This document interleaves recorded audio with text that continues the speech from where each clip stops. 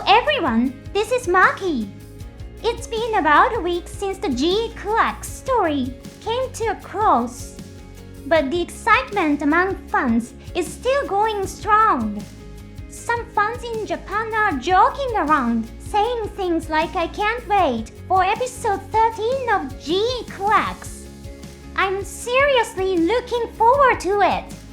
Today, as a follow-up to yesterday's episode, I'd like to share more behind-the-scenes stories from the GQuuuuuuX staff.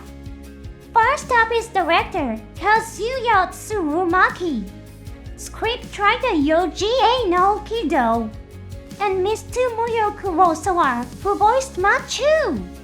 Let's take a closer look at the passion they poured into this project. Before we dive in, I have one quick announcement. My channel is currently accepting support through membership. For just 99 cents a month, you can get a name badge and custom stamps for commenting. Alright, then let's get started. Let's start with a story about the GELGOOG. Two types of GELGOOGs appeared in GQuuuuuuX, didn't they? One was developed by the Zeon forces using data from the captured GUNDAM. Then there was the GELGOOG from the other side of the world mentioned by Lala and Shuji. The GELGOOG that originally appeared in 0079 showed up in GQuuuuuuX as the GELGOOG from the other side. Mr. Tsurumaki said I absolutely had to include the GELGOOG in the anime. He's referring to the GELGOOG from the original 0079. In fact, when the film Beginning was released, he said in an interview that the GELGOOG was his all-time favorite mobile suit. However, the TV anime initially featured a version of the GELGOOG with a different design than the one in 0079. Mr. Tsurumaki worked hard and finally managed to include his beloved GELGOOG in the final episode. He also has a very specific passion for the color of the beam saber. The original GELGOOG that appeared in GQuuuuuuX represents the dreams he had as a young boy. The GELGOOG uses two colors of beam sabers, blue and yellow. The blue-braided beam saber was the first to appear on screen. In the TV anime version, Char's GELGOOG fights with a blue-braided beam saber. However, its color was changed in the movie. Char's GELGOOG first uses a beam saber during the battle at Excess Colony. In this scene, the GELGOOG uses a yellow beam saber. There's actually a reason why the color was changed for that scene. In the movie, the Gian's appearance was cut. Instead, Char's GELGOOG took its place in the battle against the GUNDAM. Consequently, the scene originally intended for the Gian using its yellow beam saber was reused, resulting in the GELGOOG wielding a yellow braided beam saber. This can be seen as a directorial choice by Mr. Yoshiyuki Tomino to reduce the staff's workload. Because of this, the GELGOOG also uses a yellow beam saber in the next space battle against the GUNDAM. In the TV anime version, the GELGOOG uses a blue-braided beam saber in that same space battle. However, since the beam saber was already yellow at Texas Colony, they likely decided to maintain consistency in the space scene by using the yellow saber again.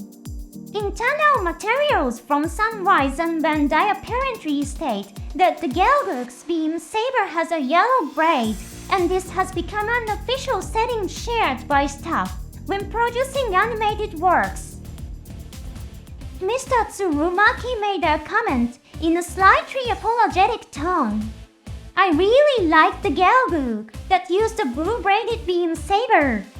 However, since the official setting stated that the braid was supposed to be yellow, the staff followed that guideline and finished the animation with a yellow braided beam saber.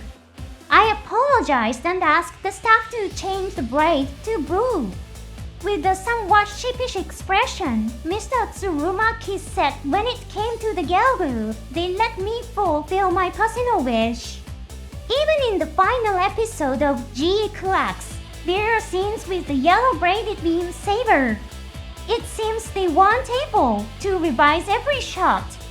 In this case, however, it's perfectly fine to interpret it as a representation of various possible worlds. Lastly, a comment was made about Char's Noble's transformation scene. In episode 11, Char's outfit changes under the influence of Nova. In Japan, there's an entire genre of anime featuring girls in magical outfits undergoing transformation sequences, and it's extremely popular. So, when fans saw that scene, they laughed and joked saying, Char has become a magical girl. This moment came about after Mr. Tsurumaki consulted with Mr. Inokido. Mr. Tsurumaki decided that when Char joins the final battle, he should do so wearing his full uniform and mask. However, he also thought that it would seem odd for Char to suddenly stop and change into his uniform right before the battle began.